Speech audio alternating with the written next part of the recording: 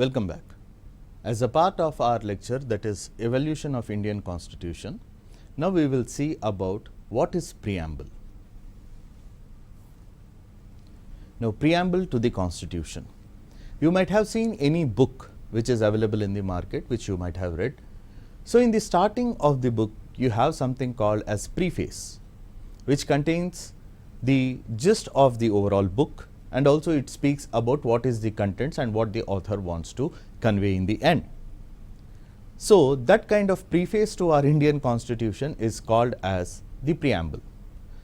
మనం మార్కెట్లో ఎన్ని బుక్స్ చదివి ఉంటాము, కొని ఉంటాము. ప్రతి బుక్లో మనకి ఫ్రంట్లో ఒక పేజ్ ఉంటుంది, ప్రీఫేస్ అని రాసి ఉంటుంది.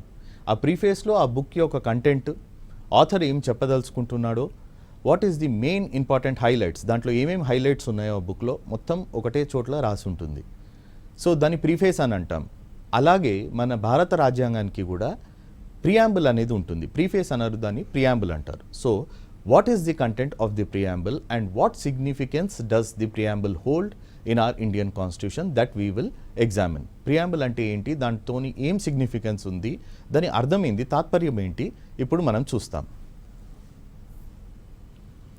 Preamble first and foremost is an introduction to the Indian Constitution. మన భారత రాజ్యాంగం యొక్క introduction. So as an introduction of the Indian Constitution, it speaks about various aspects as to who has authorized this constitution making, who is the sovereign authority, what are the mission and vision of the constitution makers. So all these introductions are given in preamble of the Indian Constitution. భారత రాజ్యాంగం ఏంటి, ఏం సాధించాలనుకుంటున్నాము, మనది ఏమి ఆశయాలు ఉన్నాయి, అన్నీ మన ప్రియాంబుల్ యొక్క డాక్యుమెంట్లో మనం చూడొచ్చు. Preamble is the opening to the Indian constitution. So it reflects what? It reflects the ideals, then it reflects the objectives, then principles and finally of the constitution. So what is contained in the preamble is, it speaks about the ideals, what kind of ideals which our founding fathers had for this particular country. So whenever we speak about any kind of document or any kind of law, first we will see that what were the ideals for enacting such kind of law. మనం ఏదైనా చట్టం చేసే ముందు ఏ ఆశయంతోని మనం చేస్తున్నాము ఆ చట్టాన్ని, ఏమి సృష్టించనికి, ఏం నిర్మించనికి, ఏం నిర్మూలించనికి చేస్తున్నామో అది మనకి చాలా important తెలవడం.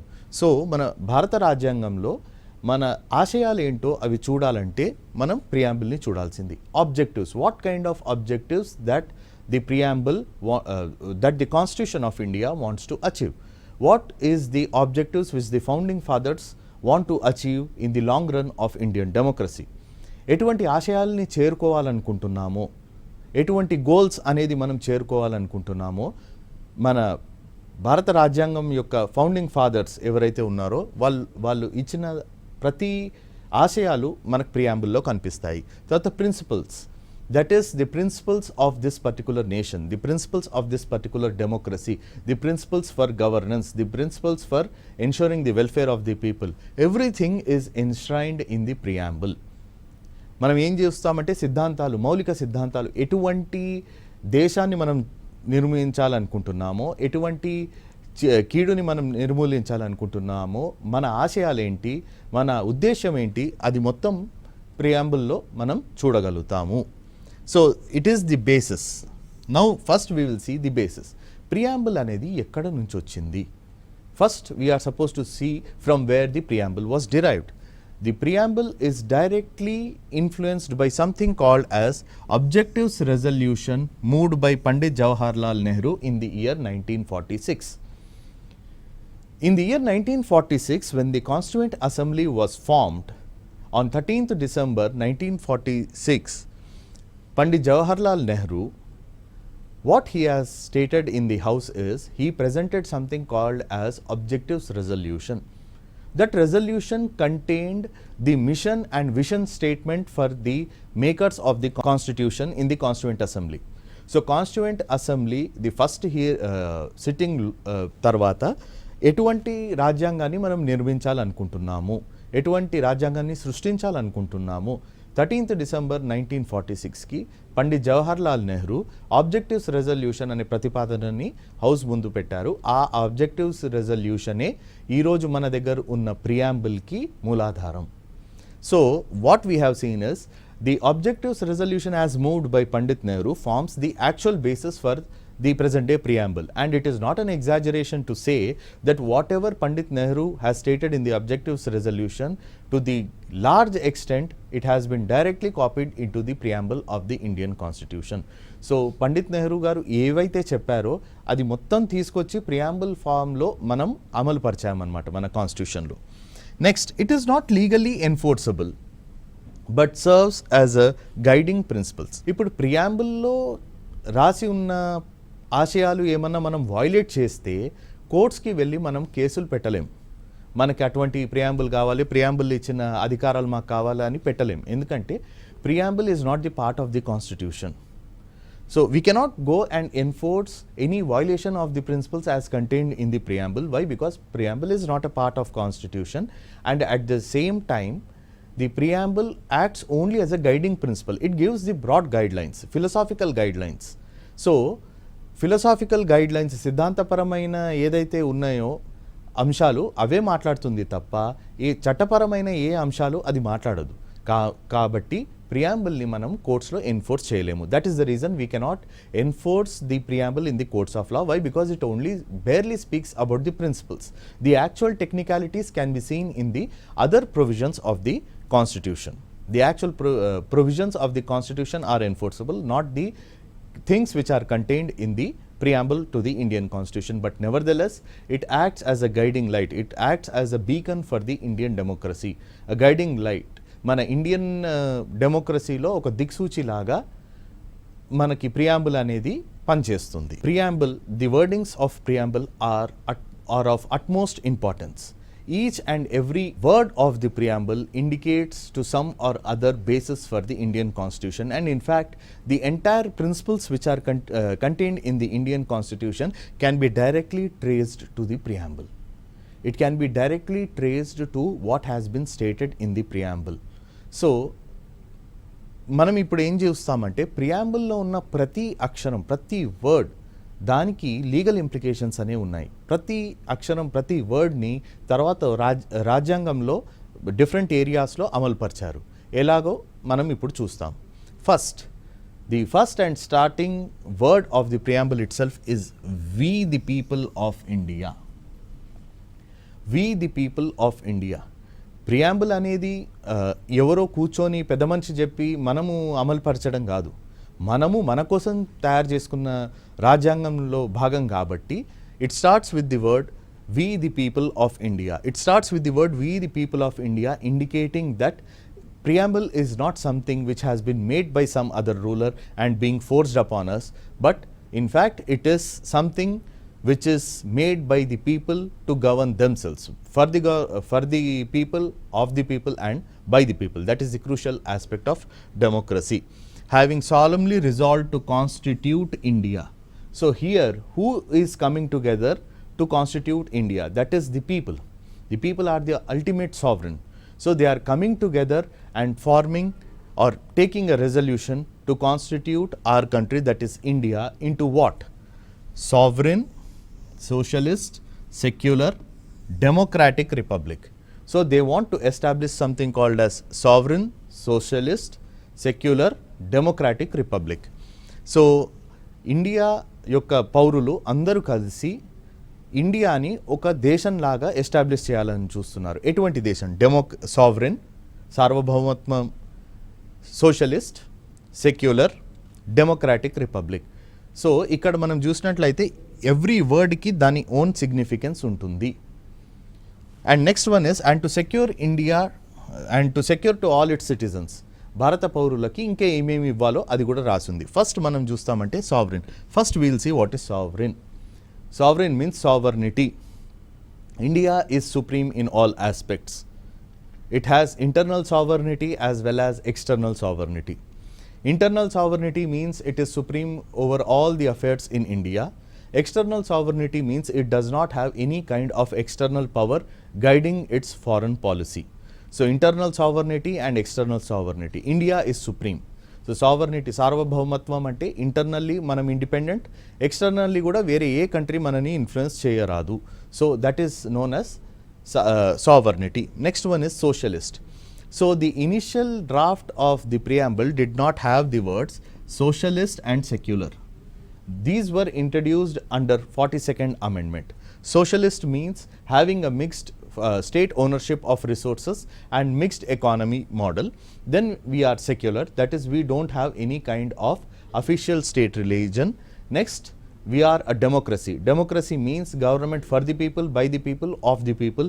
It speaks about the right of the people to choose the government. Democracy ante manakandarki telisinatte right of the people, ప్రతి పౌరుడికి హక్కు ఉంటుంది ఎటువంటి శాసకులని ఎన్నుకోవాలో. So that is our democracy. What kind of democracy we want to establish. And next one is republic. Republic means that we don't have any kind of hereditary monarch or we don't have any kind of hereditary ruler who is going to rule over us. So republic, as the name itself indicates, public, that is ruled by the public through an elected representative. So what we have done, we Indians have come together and wanted to constitute India into a sovereign, socialist, secular, democratic republic. And we want to secure, we want our citizens to have what? Now that is the next part of the preamble. Now we the people of India have come together to have solemnly resolved to secure India into sovereign, socialist, secular, democratic republic and to secure its citizens. What kind of things we want to secure to our citizens? The first one is justice. మనం అందరం ఒకటే ఈ sovereign, socialist, secular, democratic republic అని మన ఒక దేశాన్ని అనేది ఏర్పరచుకున్నాం. దేనికోసం? మన పౌరులకి దొరకాలి. ఏం దొరకాలి? First one is justice, that is న్యాయం. Justice, social, economic, political. So ఎటువంటి న్యాయం మనము మన పౌరులకి సమకూర్చాలి? సోషల్ జస్టిస్, సామాజిక న్యాయం. ఎకనామిక్ జస్టిస్, ఆర్థిక న్యాయం. పొలిటికల్ జస్టిస్, రాజకీయ న్యాయం. సో ఈ ఇటువంటి 3 ఆస్పెక్ట్స్ అనేది important. Next we have something called as Liberty of thought, freedom. Freedom of thought, freedom of expression, belief, faith and worship. So a person should be free to think, to express, to have belief, to have faith and to worship the God he likes. So liberty ante freedom. Freedom దేనికి? ఆలోచన విధానం ఉండనికి, express చేయనికి, belief నమ్మకం, తర్వాత worship ఎటువంటి దేవుడినైనా తను ప్రార్థించుకోగలరు. So this kind of things are being given, that is justice, social, economic, political. Then we have liberty of thought, expression, belief, faith and worship.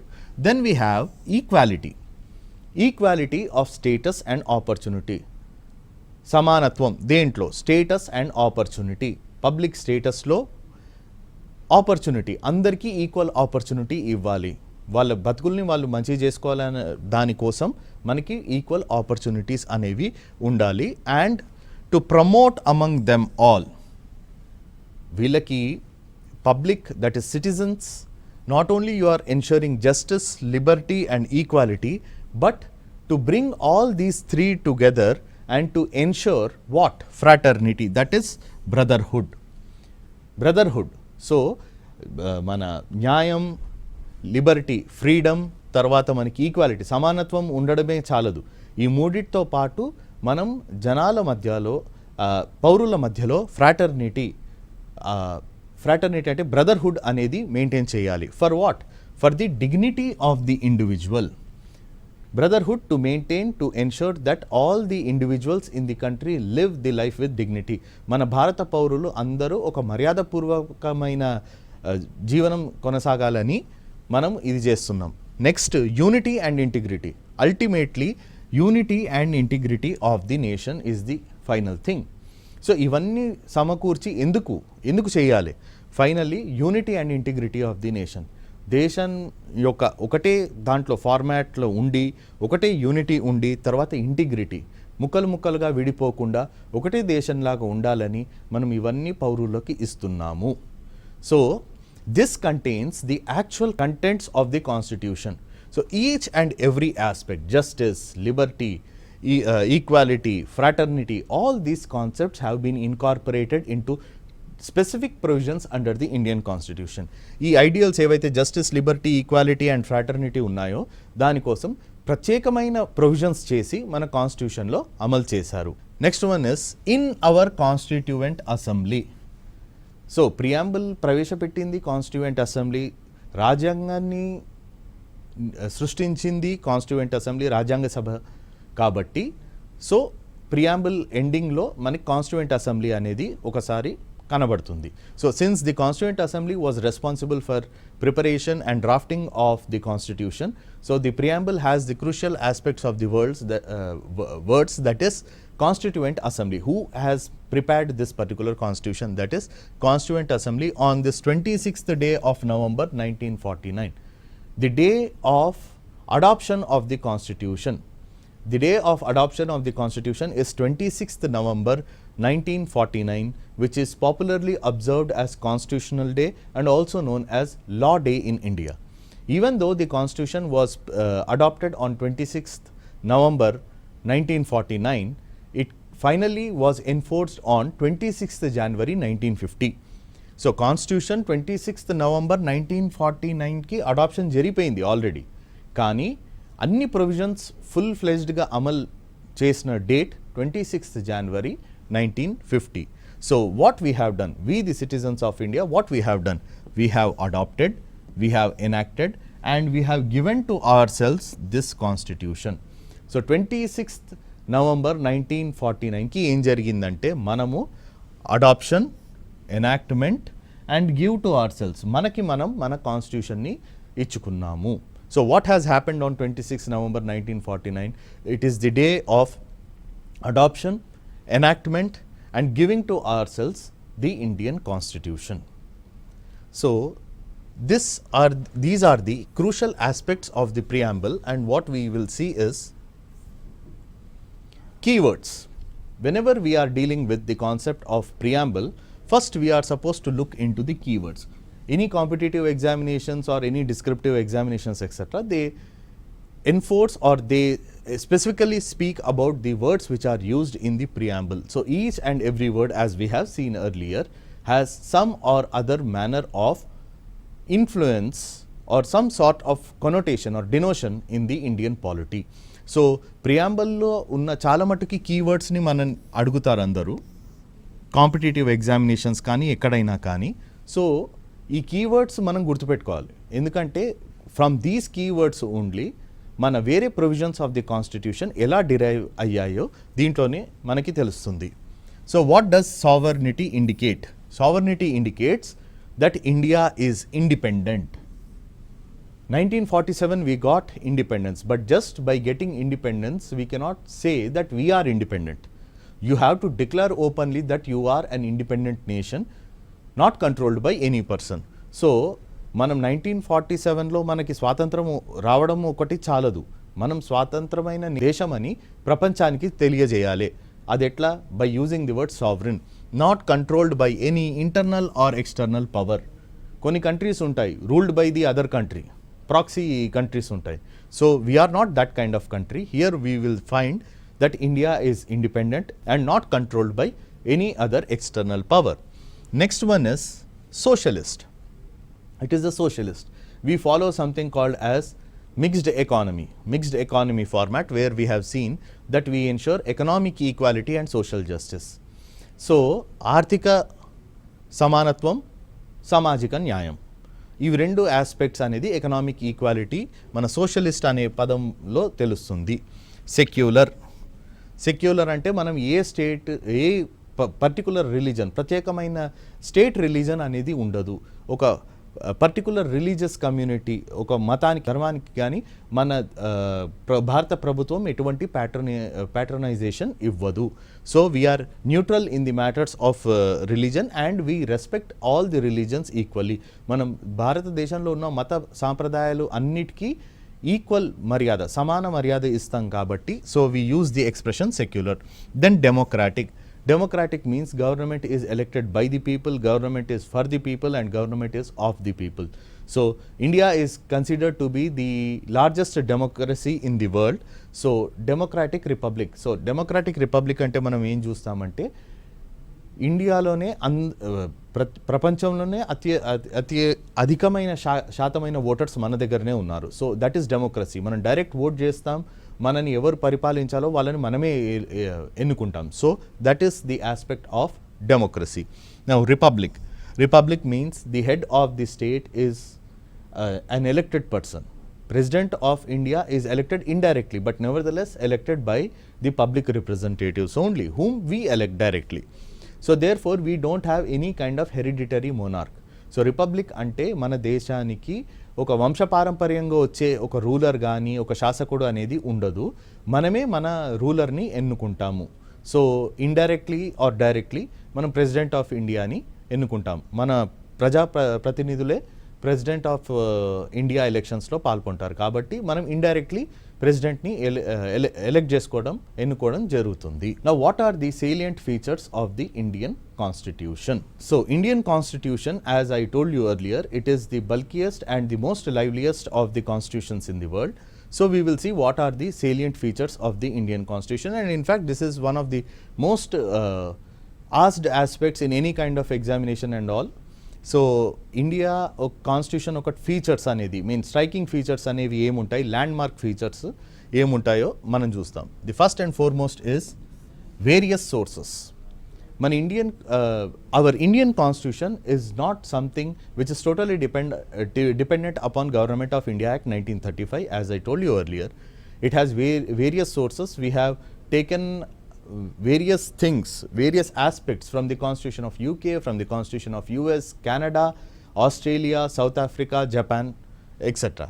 So we have varied sources, and not only we have copied, we didn't copy it directly, we took those concepts, molded it to suit the Indian needs, and then we have incorporated them in the Indian Constitution. So వేరే constitutions నుంచి మనం direct copy paste చేయలేదు, తీసుకొని మన Indian సర్కమ్స్టాన్సెస్కి, మన Indian local సర్కమ్స్టాన్సెస్కి దాన్ని మలుచుకొని మనం మన రాజ్యాంగంలో కుదించామన్నమాట. Next one is bulkiest constitution. As I told you earlier, Indian constitution is too detailed and it is bulkiest in the entire world. మన భారత రాజ్యాంగం అనేది ప్రపంచంలోనే అతిపెద్ద రాజ్యాంగం. మన భారత రాజ్యాంగం కంటే పెద్ద రాజ్యాంగం ఎక్కడా లేదు.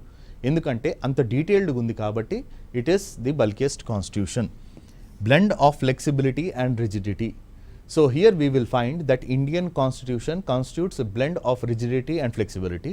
Some provisions can be amended very easily, some provisions can be amended in a moderate manner, and some amendments or provisions can be incorporated in a very rigid manner. Some provisions are very rigid that we cannot change our constitution that easily. So Indian Constitution lo both flexible undi, rigid undi. Konni provisions ni ఊరికేనే ఒక bill pass చేసి చేసేయగలుగుతాం, simple majority చాలు. కానీ కొన్ని provisions ఎలా ఉంటాయంటే even states కూడా yes అని చెప్పాల్సిందే. So it is the blend, రెండు కలయిక, that is flexible as well as rigid. Then you have federal system with unitary bias. Strictly division of powers between centre and state అనేది లేదు మన దగ్గర. యుఎస్లో స్టేట్ గవర్నమెంట్ ఫంక్షనింగ్లో వాళ్ళ ఫెడరల్ గవర్నమెంట్ ఏమీ చెప్పదు, మన వాళ్ళు ఏమీ చెయ్యరు. So here we will find that it is the federal with unitary bias. Division of powers ఉంటుంది కానీ అల్టిమేట్ అథారిటీ సెంటర్లో ఉంటుంది. Next is parliamentary form of government. British system directly follow అయ్యాము. Parliament is the supreme authority. Next one is fundamental rights and duties. మౌలిక హక్కులు తర్వాత duties అనేవి ఉంటాయి. ఏ కాన్స్టిట్యూషన్లో ఇంత డీటెయిల్డ్గా ఉండవు. No constitution has so many detailed fundamental rights and duties. Then we have directive principles of state policy which guide the government. Directive principles of state policy, state government gaani, central government gaani, guiding principles. Then you have three-tier government, that is government is organized at the central level, state level as well as local levels. You have municipalities and panchayati raj. Then it is a secular state, that is you don't have any kind of state religion or state sponsored religion. Then you have this concept of single citizenship, that is you don't have citizenship of state as well as the union. You have only single citizenship, that is citizenship of India. So now basic structure doctrine. Basic structure doctrine came in the case of Keshavananda Bharati. It ensures, Supreme Court has said that there are certain basic principles in the constitution which cannot be taken away, and if you take away that basic principles then the entire structure of the constitution will fall. So ఏమన్నారంటే basic structure డాక్టరీన్లో constitution ఒకటి మూల స్తంభాలు అనేవి కొన్ని principles సిద్ధాంతాలు ఉంటాయి. అవి మీరు ఒకవేళ తీసేస్తే కాన్స్టిట్యూషన్ మొత్తం కుప్పకూలుతుంది, కాన్స్టిట్యూషన్ నిర్వీర్యం అవుతుంది. So that is what the basic structure doctrine says. So ఇక్కడ చూసారు, ప్రతి స్తంభం ఒక మూల సిద్ధాంతం. మీరు దాన్ని డ్యామేజ్ చేస్తే మొత్తం కుప్పకూలుతుంది, కాన్స్టిట్యూషన్ నిర్వీర్యం జరుగుతుంది. కాబట్టి అటువంటివి ఏంటి ఆ మూల స్తంభాలు సిద్ధాంతాలు? First one, supremacy of constitution. Constitution యొక్క అత్యున్నతమైన తత్వము అనేది కాన్స్టిట్యూషన్. రూల్ ఆఫ్ లా, ఇక్కడ నేను శాసిస్తున్నానా వేరే వాళ్ళు శాసిస్తున్నారా కాదు, చట్టం అనేదే the ultimate thing. So here rule of law, that is law ultimately prevails, not rule of men, rule of law. Next one is sovereign democratic republican nature as contained in the preamble. So సార్వభౌమత్వము, democracy ఇవన్నీ ఏవైతే preamble ఉన్నాయో they constitute basic structure. అవి మూల సిద్ధాంతాలు. వీటిని తీసేస్తే constitution కుప్పగూలుతుంది. Next, separation of powers. Executive, legislature and judiciary వాళ్ళ పరిధి లోపట్నే వాళ్ళు ఉండాలి. So these three power organs should remain within their own boundaries. That is one of the thing. Next one, federalism. Division of powers between centre and state. Centre ఇంకా state మధ్యలో powers ఒకటి విభజన, అది federalism కిందికి వస్తుంది. Next, judicial review. Authority of the court to check the legislatures. రాజ్యాంగ విరుద్ధమైన ఎటువంటి చట్టము వచ్చినా జ్యుడిషరీ, హైకోర్ట్స్, సుప్రీంకోర్ట్స్ కానీ పవర్ ఉంటుంది ఆ చట్టాన్ని నల్ అండ్ వాయిడ్ అని డిక్లేర్ చేయనికి. So judicial review, power of the courts to declare any law as unconstitutional if it is being found as violative of the constitutions. Free and fair elections. Fair elections, adi it is a direct consequence of something called as political justice. Rajakiya nyayam anedi enti ante free and fair elections. Everyone has chance to stand in the elections and everyone has right to get elected to the offices. Last one is independence of judiciary. That is, judiciary is independent, it has its own independence and the executive cannot be a part of judiciary. So courts ki వాళ్ళకి వాళ్ళ అధికారమే ఉంటుంది, వాళ్ళు independent, వాళ్ళకి వాళ్ళ స్వేచ్ఛ ఉంటుంది, వాళ్ళు ఏంటంటే స్వాతంత్రంగానే వాళ్ళు ప్రవర్తించాలి. ఎగ్జిక్యూటివ్ ఏదైతే ఉంటుందో పొలిటీషియన్స్ కానీ ఎవరైనా కానీ డైరెక్ట్లీ దాన్ని ఇన్ఫ్లుయెన్స్ చేయలేరు. So all these things constitute the pillars of the Indian constitution, the basic structure of Indian constitution. ఇవన్నీ సిద్ధాంతాలు మనకి మూల స్తంభాలు లాంటివి. If you damage any one of them, the entire constitution becomes collapses and it falls down. So మీ ఈ సిద్ధాంతంలో ఏదన్నా మీరు తీసేస్తే మొత్తం భారత రాజ్యాంగం నిర్వీర్యం అవుతుంది, కుప్పకూలుతుంది. So we will continue with our classes with the fundamentals. So we will meet in our next class dealing with the fundamentals of the Indian Constitution.